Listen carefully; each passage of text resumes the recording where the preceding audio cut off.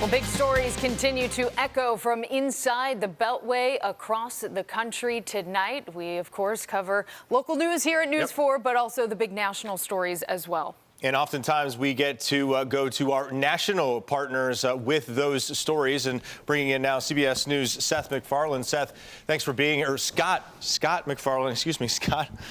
Thanks for being here on this Friday afternoon. It's been a long week. We appreciate it. Let's start with the fallout of Jimmy Kimmel. That's because mostly this has happened so recently. What are people saying about whether this has a chilling effect on the First Amendment and whether FCC Chairman Brendan Carr is overstepping his authority with some of the comments that he's made over the past 48 or so hours? Yeah, there's a lot to unpack here. First of all, this is a political issue that is fueled with nitroglycerin. You have Democrats now in the U.S. House and U.S. Senate launching investigations into the FCC and into ABC for this decision to move against Jimmy Kimmel in the wake of the Charlie Kirk assassination and Kimmel's remarks about it. That's a big issue because there is to be an independence of the FCC in politics, and there's an allegation here that there isn't.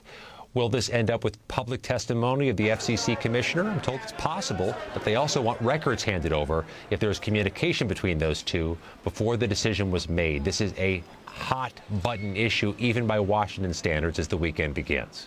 Jimmy Kimmel Live suspended indefinitely.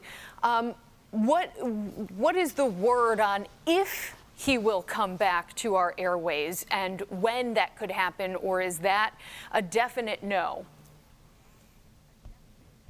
It's a lack of clarity, but and that's one of the issues I think people find most troubling, that there isn't a declarative return date or end date to the employment. But I think fueling this is that the president has been celebratory about this. The FCC chairman reportedly has been celebratory about this, saying they'd also like to see moves against other programs that have been critical of the president.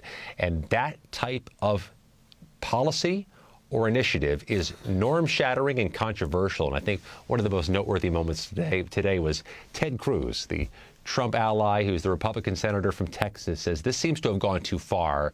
You can't be pulling off the air people just because of the nature of their speech being politically critical. Scott, you're talking about this being a hot-button issue. Certainly tempers boiled over earlier this week when the FBI Director Kash Patel took to Capitol Hill during some of his testimony. There was some fiery back and forth there between he and lawmakers. I'm curious if there has been any more fallout from that, or if you believe that that was sort of an example of, again, tempers kind of growing to a head at that point. And we saw sort of a public shouting match between two men on Capitol Hill again. You don't see shouting at hearings very often. That was different, and that was troubling on several different levels, no matter one's politics. The thing that was stickiest here, that has the most staying power, is what's going on with those Jeffrey Epstein files. Kash Patel, the FBI director, took criticism from both parties for not releasing more case files from the FBI's investigation. He says he's limited by the courts from doing so, but his testimony didn't stop the calls for more information to be released. That's going to be a persistent issue. It's already been a chronic one for the Trump administration. And what are Epstein victims now saying after all of that as well, Scott? Do you want to waste the time? Now, it's a good question, because among the answers Kash Patel gave to the congressional committees this week is that there were no other men to whom Jeffrey Epstein trafficked women and young girls besides Epstein. The survivors say otherwise. So that issue will also stick around long after Kash Patel goes home for the weekend. All right, we're going to have to leave it there. Short on time there. Scott MacFarlane, CBS News, thank you so much for joining us on this Friday. Thank you, Scott. All right, let's